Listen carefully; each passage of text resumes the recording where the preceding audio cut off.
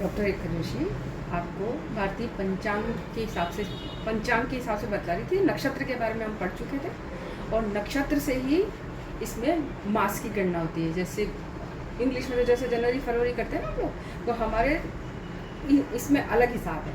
हमारे उसी आपने जो मैंने कहा था आपको कि जो भी नक्षत्र हैं उसको आप कॉपी में लिखिए और जो जो उनके वो है ना चरण, उस हिसाब से एक शीट बना लीजिए, उससे आपको सुविधा रहेगी समझने में।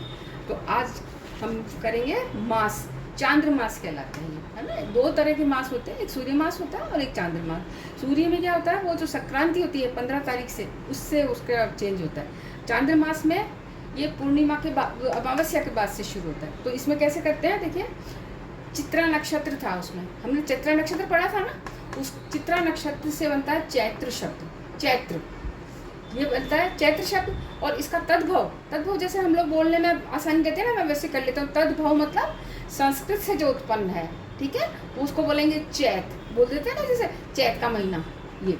और वो कब आता है, आंग्ल पंचांग के हिसाब से मार्च और अप्रैल में, ठीक है। दूसरा है वैशाख। वैशाख वही है, विशाखा नक्षत्र में हम अण प्रत्यय लगाएंगे तो वैशाख शब्द बन जाएगा। तो ये विशाखा से वैशाख बना, और वैशाख को हम तद्भव के हिसाब से कहते हैं वैशाख है, एक ही मात्रा लगाते हैं। और वो कब आता है, अप्रैल और मई में।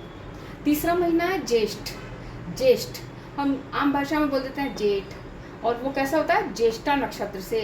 ज्येष्ठा नक्षत्र में वही अण प्रत्यय लग के इस तरह से बनता है ना। वो कब आता है, मई और जून में।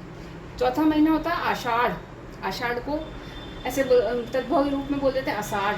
वो कब आता है, ये उसमें पूर्वाषाढ़ और उत्तराषाढ़ दोनों में से कोई भी आषाढ़ हो, उसमें ये आषाढ़, उस हिसाब से पूर्णिमा होती है ना, उसी हिसाब से चलता है ये महीना। तो उसमें दोनों में से कुछ भी हो तो वो आषाढ़ का महीना कहलाएगा, और वो जून और जुलाई में आता है। पांचवा महीना है श्रावण कहते हैं, सावन का महीना जो कहते हैं ना, सावन आम भाषा में हम सावन बोल देते हैं, वो श्रवण नक्षत्र से होता है। श्रवण नक्षत्र में से श्रावण बना है, और वो कब आता है, जुलाई और अगस्त में।